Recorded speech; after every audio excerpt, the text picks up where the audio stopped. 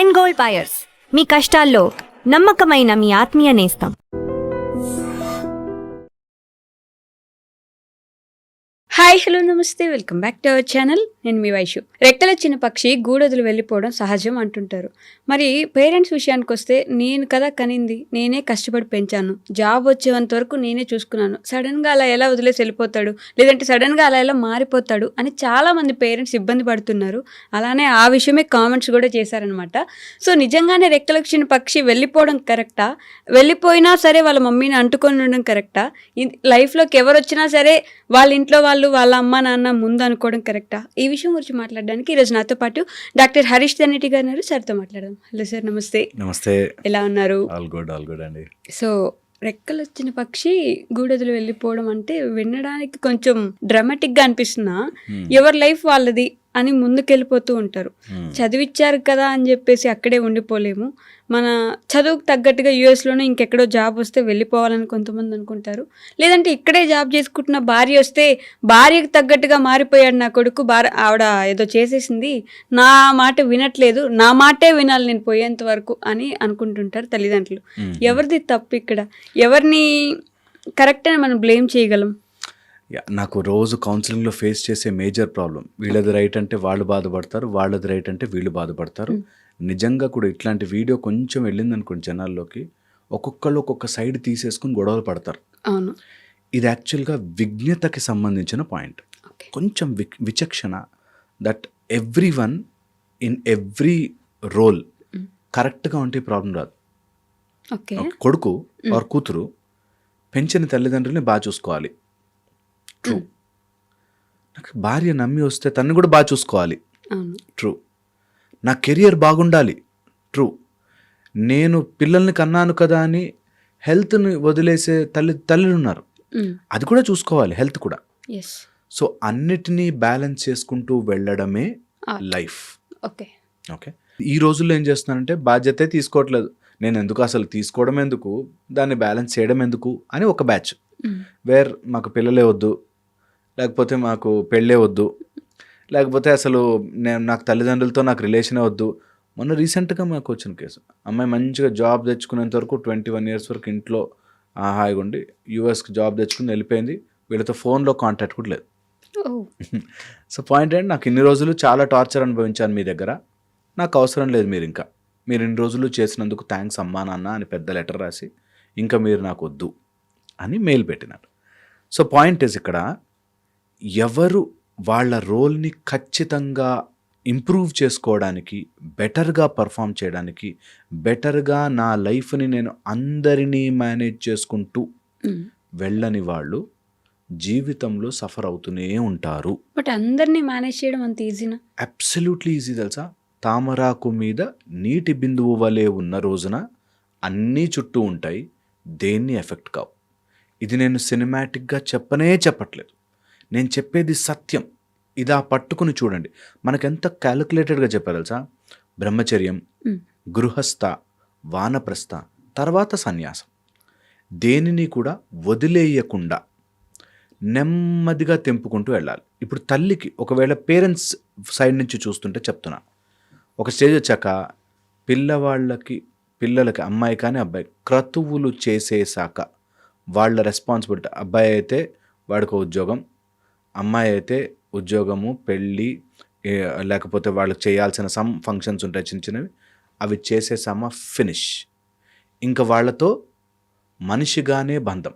Okay, ఇంకా no more బంధాలతో పట్టుకుని వేలాడకూడదు. ఎప్పుడైతే మోహము పెరిగి నా కొడుకో నా కూతురో నా కొడుకో వీళ్ళంతా నేను చెప్పినట్టుగా వాళ్ళ లైఫ్ బాగుండాలండి, ముందు నీ లైఫ్ బాలే, నువ్వు అలా ఏడుస్తున్నావు అంటే చాలామందికి ఇది ఎక్కదు తెలుసా. మేము చెప్పగానే నేను వెరీ స్ట్రైట్ ఫార్వర్డ్గా చెప్పేసరికి హర్ట్ అయిపోతారు. నీకేంట్రా చెప్పేది, నువ్వేంట్రా చెప్పేది, ఇలా ఉంటారు. అంటే అలా ఎలా చెప్తారు? నేను అలా పెంచేసి పెరిగిపోయారనేది ఎలా వదిలేస్తాను నేను? That's truth. వదిలేయాలి, ఏదో ఒక రోజున వదిలేయాలి. ఇది నిజము. ఎంత త్వరగా ఎక్కించుకుంటే అంత ప్రశాంతంగా బ్రతుకుతారు. ఇప్పుడు వదలగలరా లేదా పర్సనల్ చాయిస్, బట్ ఇదే సత్యం. దీన్ని పట్టుకున్నవాడు గెలుస్తాడు, హాయిగా ఉంటాడు. పెళ్లి చేశారా, లేకపోతే ఇంకెవరిని వచ్చారా, యువర్ చాయిస్. లైఫ్ అంత సింపుల్గానే ఉంటుంది. ఫన్ పార్ట్ ఏంటంటే అలా వదిలిన వాళ్ళు హ్యాపీగా ఉంటారు. రియల్గా వాళ్ళ ప్రాబ్లమ్ సాల్వ్ అయిపోతాయి. ఓకే. ఓకే, రియల్గా ఇద్దరు అర్థం చేసుకోవడం స్టార్ట్ చేస్తారు. ఇద్దరు, అటు కోడలు ఇటు కొడుకు, ఇద్దరు కూడా అరే బాగుందే అని వెనక్కి వస్తారు. ఎప్పుడైతే నాకు నచ్చినట్టుగా ఈరోజు ఇలా ఎందుకుండు, మేమైతే ఇలా వండుకోమమ్మా, నా కొడుక్కి ఇలా పెంచలేదమ్మా అని గొడవ పెట్టేవాళ్ళని ఎంతోమందిని చూశాను. ఓకే. ఓకే, ఈ పాయింటే మళ్ళీ మళ్ళీ ఎక్కించుకోవాలి. ఒక స్టేజ్ వచ్చాక, ఒక పెళ్ళి అయిపోవడమో, లేకపోతే కోడలు ఇంటికి వచ్చిందనో, లేకపోతే అబ్బాయికి ఉద్యోగం వచ్చి అబ్రాడ్ వెళ్ళిపోయాడంటో, నీ మీద నువ్వు ఫోకస్ తిప్పుకో. చేసింది చాలు. కావాల్సింది ఏదైనా ఇబ్బంది అయింది, హెల్త్ ప్రాబ్లం ఏదైనా వచ్చింది, సహాయం చేయగలిగితే చేయి. ఈ విషయం దగ్గరకు వచ్చేసరికి సందిగ్ధత వచ్చేస్తుంది. అందుకే మనకి ధర్మం ఈజ్ ఆల్వేస్ స్ట్రాంగ్. ధర్మం ఎంత బాగా చెప్తుంది తెలుసా, దట్ యూ ఆ పాయింట్ ఆఫ్ పొజిషన్ ఆఫ్ టైంలో నీకు ఏదైతే ధర్మం చెప్తుందో అదే చెయ్యి. ఒక రాజుగా ఉన్నప్పుడు రాముడు రాజు లాంటి నిర్ణయాలు తీసుకుంటాడు, భర్తగా ఉన్నప్పుడు భర్త లాంటి నిర్ణయాలు తీసుకుంటాడు. రెండిటికి సఫర్ అవుతారు, రెండిటికి there are plus and minus. పెంచిన కొడుకుని వదిలిపెట్టాలంటే కష్టంగా ఉంటుంది, but you have to decide. నువ్వు మ్యారేజ్ చేసేసావంటే నెక్స్ట్ వాళ్ళ జీవితం. That's how you have to stay. But ఆ కొడుకుకు ఉంటుంది కదా, మా అమ్మ నన్ను ఇంత కష్టపడి పెంచింది. ఎగ్జాక్ట్లీ అన్నగా ఏ రోల్ వాళ్ళు ఆ రోల్. మా అమ్మ నన్ను పెంచింది, నేను మా అమ్మని బాగా చూసుకోవాలి అని వాడికి ఉండాలి.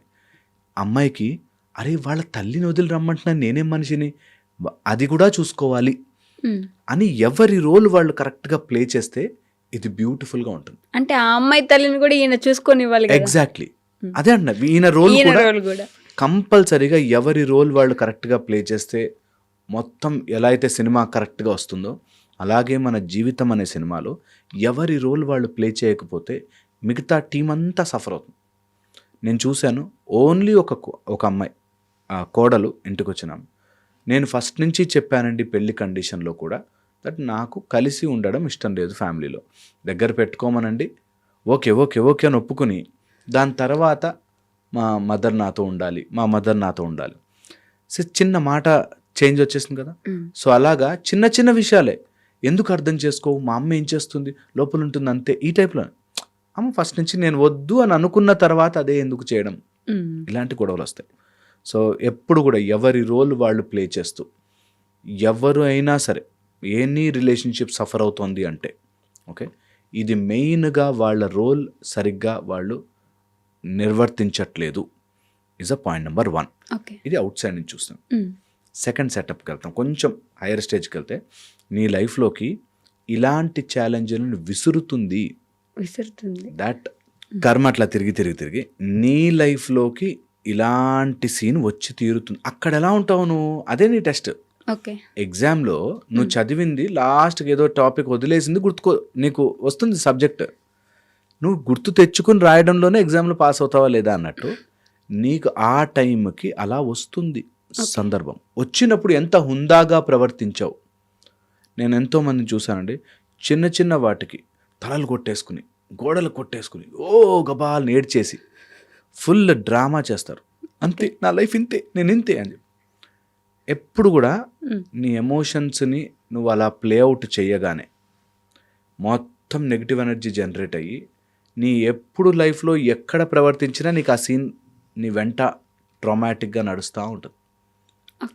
ఇది second layer where your emotions will come into play. నాకు ఇలా ఉండాలి, నువ్వు ఇలా ఉండాలి, జరగాలి, మాట్లాడుకున్నాము, నిర్ణయాలు తీసుకున్నాము, అనుకున్నాము, ఓకే అంతవరకు. బట్ దాన్ని ఎక్కువగా మైండ్లోకి తీసుకుని, ఇది మా కోడలు చేస్తున్న ప్లాన్, ఈ నా కొడుక్కి వీడికి డబ్బులు వచ్చాక పొగరొచ్చింది, ఇవన్నీ ఎమోషనల్ గేమ్. ఓకే, అంటే అది ఎప్పుడు ఉంటుంది కదా క్వశ్చన్, తల్లా పెళ్ళామా అని చెప్పేసి. అది దట్స్ కర్మ. తల్లా పెళ్ళామా సీన్ ఎవరికి వచ్చినా సరే జీవితంలో, నేను ఎప్పుడంట ఈ మాట, నేను చాలా వీడియోలు చెప్పాను, మళ్ళీ చెప్తాను. ఒక అబ్బాయికి తల్లి కావాలా పెళ్ళాం కావాలనే సీన్ ఎప్పుడూ రాకూడదు. ఒక భార్యకి హస్బెండ్ కావాలా, మీ ఫ్యామిలీ వాళ్ళు పుట్టినిల్లా మెట్టిన అనే సీన్ రాకూడదు. రెండు ఎవరు ఎలా డిసైడ్ చేసుకుంటారు, తల్లి కావాలా పెళ్ళాం కావాలా అన్నది రాంగ్. అదే కర్మ అట్లా వేస్తుంది. కొంతమందికి డబ్బులు బాగుంటాయి, ఈ గొడవలు ఉంటాయి. కొంతమందికి హెల్త్ బాగుంటుంది, కానీ ఇంట్లో ఎవరికో హెల్త్ బాగుంటుంది, ఇంక వాళ్ళకి సేవలు చేస్తూ కూర్చుంటారు. లైఫ్ అలా కర్మను అలా విసురుతుంది.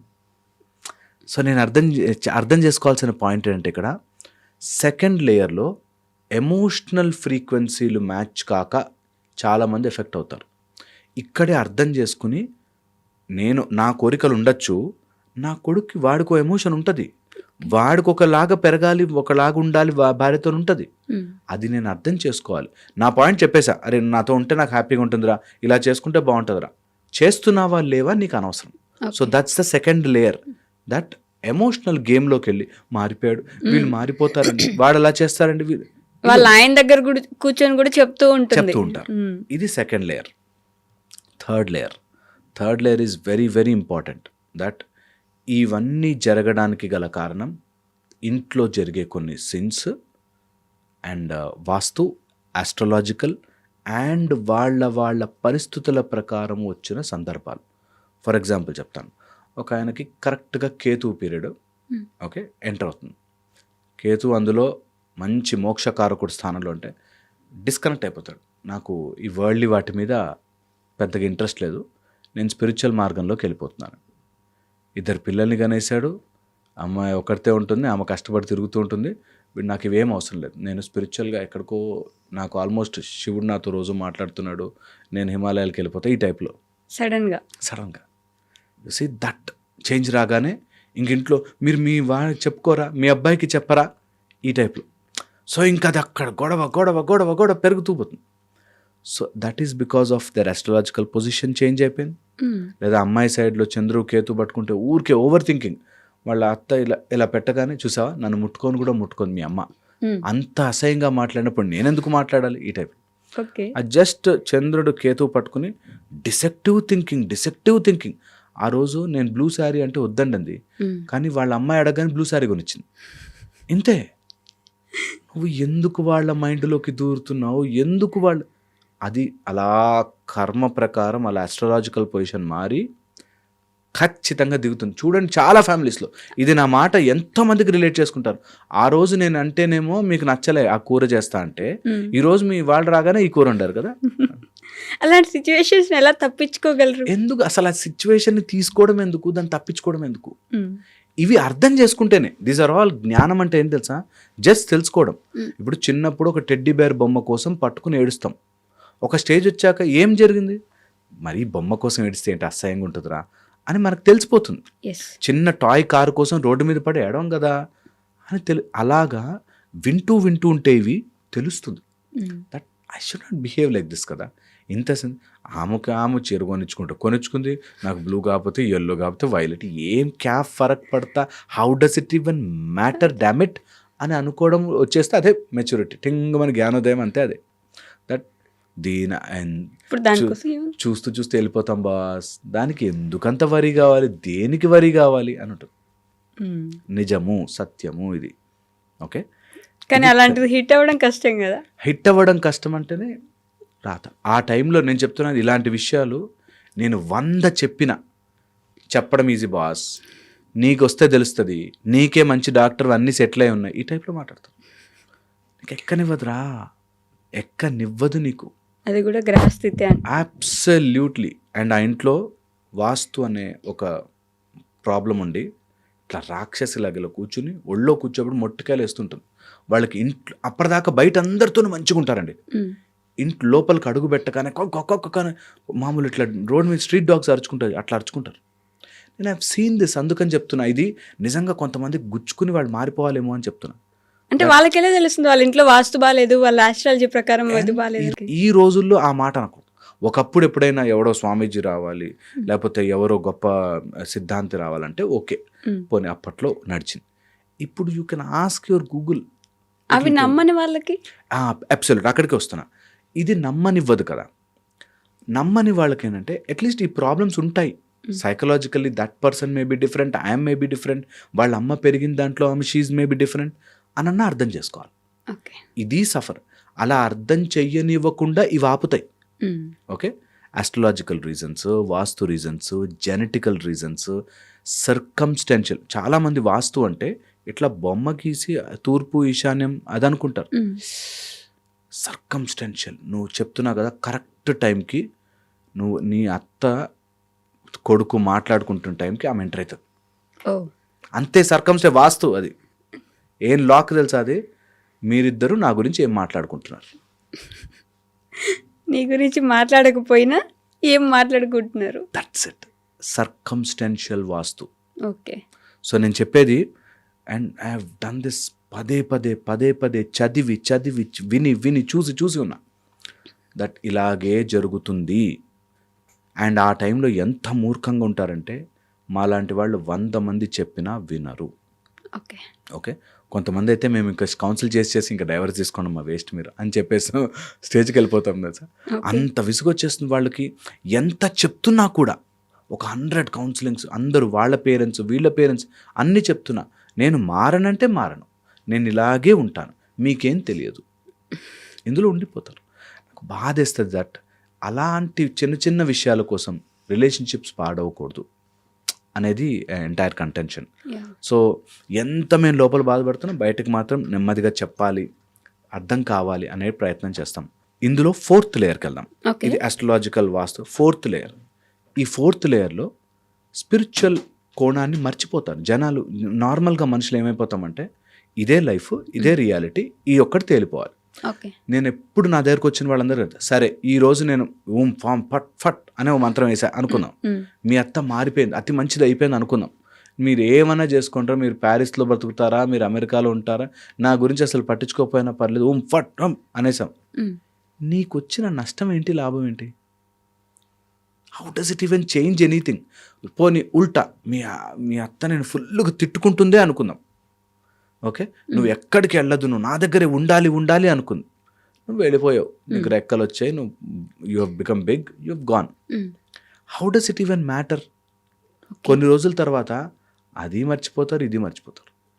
దాన్ని పట్టుకుని బాధపడుతున్నావు చూడు, నీ ఎంటైర్ స్పిరిచువల్ ప్లేన్ అంతా బ్లాక్ అయిపోతుంది. అంటే ఆ సిచ్యువేషన్ వాళ్ళకి ఎలా ఉంటుందంటే, నేను వాడు చిన్నప్పుడు చూసానంటే నా వయసు అయిపోయిన తర్వాత వాడే చూడాలి నన్ను, అట్లీస్ట్ నా మీద కొంచెం బాధ్యత ఉండాల్సిన అవసరం లేదా, ఆ స్టేజ్లో ఉంటారు వాళ్ళు. ఎగ్జాక్ట్లీ, నేను అదే చెప్తున్నా. ఇప్పుడు బాధ్యత ఉండాలా లేదా వాళ్ళ హెడేక్. నువ్వు ఎక్స్పెక్ట్ చేసావు కాబట్టి నువ్వు సఫర్ అవుతావు. ఇప్పుడు నేను ఇన్ని రోజులు పెంచాను కదా, నేను పెద్ద అయ్యాక నన్ను బాధ్యతగా చూసుకోవాలి అని అనుకునే వాళ్ళందరూ వాడు ఎలా బిహేవ్ చెయ్యాలో నువ్వు నిర్ణయించావు కాబట్టి అలా బిహేవ్ చెయ్యకపోతే సఫర్ అవుతావు, ఖచ్చితంగా సఫర్ అవుతాం కదా. ఎవ్రీవేర్ ఇదే ఈక్వేషన్ వస్తుంది దట్ నేను ఒకటి ఎక్స్పెక్ట్ చేశాను, నాకు నచ్చినట్టుగా నువ్వు చేయలేదు. ఓకే, అప్పుడు ఆయన ఏం చేస్తాడు, ఒక 5 ఏళ్ళు బాగా సంపాదించి నచ్చినట్టుగా ఉన్నాక ఇప్పుడు నువ్వు 2 జడలు వేసుకుని పైకి ఫ్యాన్ కట్టి తిరగాలి, అప్పుడే నువ్వు నన్ను ప్రేమించినట్టు అంటే how does it even matter? నిజంగా కూడా అవతల వాళ్ళు నాకు ఎక్స్పెక్టేషన్ తగ్గట్టుగా ఎందుకు బ్రతుకుతాడు? అది కొడుకు కావచ్చు, పిల్లలు కావచ్చు, లేకపోతే ఆఫీస్లో కావచ్చు. నేను ఒక ప్రాజెక్ట్కి కష్టపడి చేశానండి, వాళ్ళకి కనీసం గుర్తించలేదు. ఎందుకు గుర్తిస్తారు బాస్? వాళ్ళు జీతం ఇచ్చారు నీకు, నువ్వు పనిచేయడానికి. గుర్తించడం ఉండవు అలాంటివి. వాళ్ళు గుర్తించారా, అది వాళ్ళ విఘ్నత, అది వాళ్ళ గుడ్నెస్, అది గుడ్ థింగ్. గుర్తించలేదా, how does you should not get affected. అది వచ్చిన రోజున ఉల్టా జరుగుతుంది. నిజంగా గుర్తుపడతావు, ఎక్స్పెక్టేషన్ టార్చర్స్. నువ్వు ఎంత ఎక్స్పెక్ట్ చేస్తావో ఆ ఎక్స్పెక్టేషన్లో నిజంగా బాధలు ఉంటాయి. నేను ఎవ్వరు అడిగినా నా దగ్గరకు వచ్చేలా నేను మినిమం కొడుకు మనం చూసుకోవడం మినిమం అనుకోమా అండి, వాడు కూడా మినిమం అనుకుంటాడు. మా అమ్మ ఎప్పుడు కూడా నాకు ఎప్పుడు కనిపించినా అట్లా కళ్ళు ఇట్లా తెరిచే ఉండాలి, మినిమం కళ్ళు తెరవమన్నానండి అంటే నిజంగా అంత ఫన్నీగా తీసుకోవాలి దాన్ని. దట్ నేను ఎక్స్పెక్ట్ చేసినట్టు నా కొడుకు ఎందుకు ఉండాలి. ఎప్పుడైనా అడిగాడు ఎందుకు పెంచావు నన్ను, ఎవడు పెంచమన్నాడు అన్నాను అనుకో, అయిపోయి గేమ్ ఓవర్ కదా, గేమ్ ఓవర్. అందుకని అటు సైడ్కి వెళ్ళకూడదు. అటు సైడ్ పిల్లల్ని గుంజుకెళ్ళిపోయి నేను ఇన్ని రోజులు పెంచాను కాబట్టి నాకు నచ్చినట్టుగా నేను వదులుకోలేకపోతున్నాను అని చాలామంది తల్లిదండ్రులు వస్తారు. చాలామంది ఒక స్టేజ్ వచ్చాక, ఒక రెక్కలు వచ్చేసాక ఆ పక్షి ఇంకా మన దగ్గరే ఉండాలంటే ఆ పక్షికి అన్యాయం చేస్తున్నట్టు, నిజంగా అన్యాయం చేస్తున్నట్టు.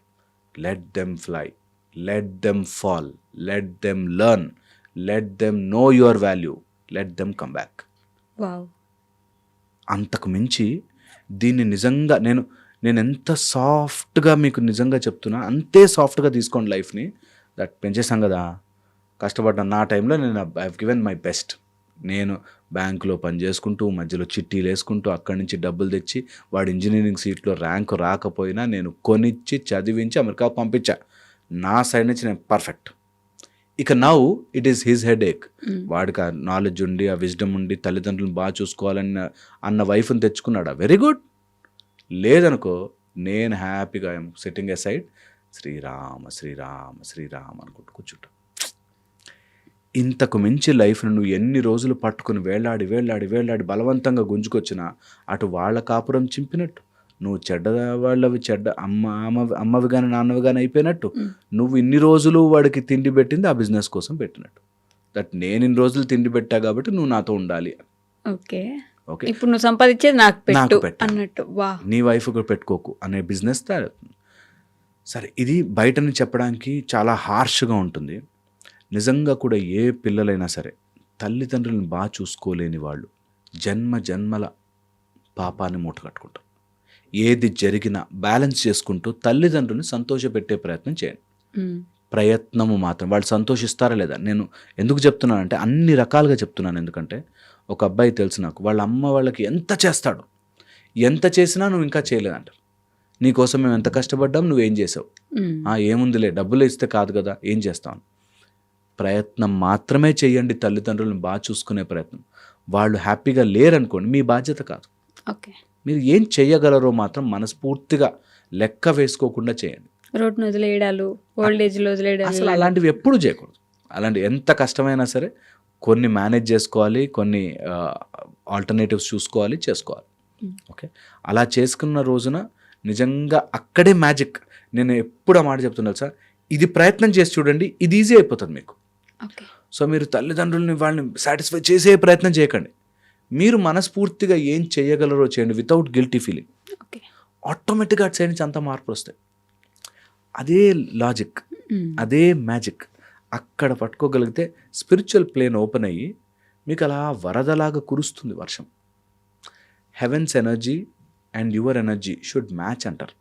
ఓకే, ఆ మ్యాచ్ అయ్యే ప్లేస్లో మనకు బ్లాక్ అయ్యేది మెయిన్గా కుళ్ళు పడడం, ఎక్స్పెక్ట్ చేయడం, అతిగా కోరికలు ఉండడం. వీటి వల్ల ఎవరైతే వీటిలో పడతారో your energy is blocked, your spiritual plane is blocked. అది నీకు ఆస్ట్రాలజికల్ వాస్తు ప్రకారము, సర్కమ్స్టెన్షియల్ వాస్తు ప్రకారం వస్తుంది. అక్కడి నుంచి కిందకు వస్తే నీకు ఎమోషనల్ ఊగిపోతాం, దాని నుంచి రియల్ ప్రాబ్లం దిగుతుంది. సో ఇటు నుంచి అటు వెళ్ళినా, అటు నుంచి ఇటు వెళ్ళినా ఈక్వేషన్ ఇదే. అండ్ నేను చెప్పింది very very profound and informative. 10 సార్లు చూసైనా సరే, రాసుకునైనా సరే ట్రై చేసి ఖచ్చితంగా, లేదంటే డిస్కార్డ్, ఏది చెప్తుంటాడు వీడియో అని కట్ చేసేసేయండి.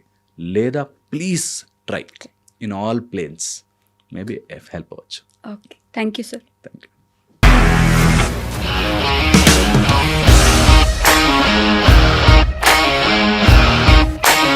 ఇండస్ట్రీలో కమిట్మెంట్ ఇష్యూస్ వస్తే నీకు కూడా వచ్చినట్టు మార్నింగ్ తీసుకెళ్ళాలంటే కొద్ది పడేసారు.